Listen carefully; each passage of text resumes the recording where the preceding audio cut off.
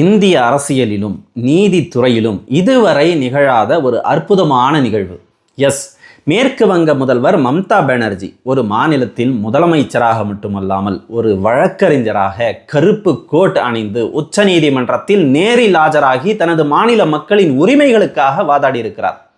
உச்ச நீதிமன்றத்தின் தலைமை நீதிபதி சூரியகாந்த் தலைமையிலான அமர்வு முன் மம்தா பானர்ஜி தனது வாதங்களை மிகச்சிறப்பாக முன்வைத்தார். ஒரு சிட்டிங் சிஎம் உச்ச நீதிமன்றத்தில் நேரில் ஆஜராகி வாதாடுவது இந்திய வரலாற்றிலேயே இதுதான் முதல் முறை.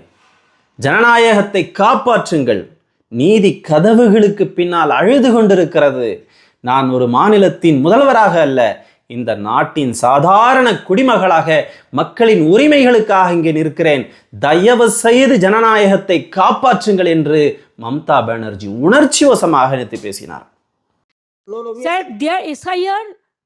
Process is only for deletion, not for inclusion.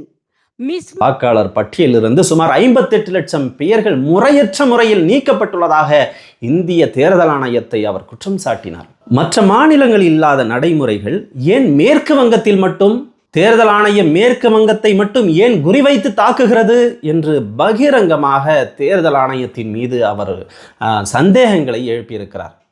தேர்தல் ஆணையம் வாட்ஸ்அப் மூலம் அறிவுறுத்தல்களை வழங்கி வருவதாக கூறி அதை வாட்ஸ்அப் ஆணையம், வாட்ஸ்அப் கமிஷன் என்று விமர்சனம் செய்தார். மம்தாவின் வாதங்களை கேட்ட தலைமை நீதிபதி ஒவ்வொரு பிரச்சனைக்கும் தீர்வு இருக்கு என்று சொல்லியிருக்கார்.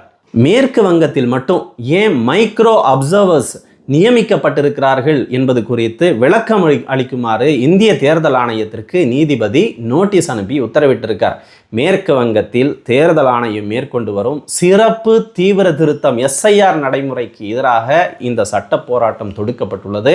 வாக்காளர் பட்டியலில் உள்ள குளறுபடிகள் மற்றும் லட்சக்கணக்கான பெயர்கள் நீக்கப்பட்டதை எதிர்த்து மம்தா பானர்ஜி இந்த துணிச்சலான முடிவை எடுத்திருக்கிறார்.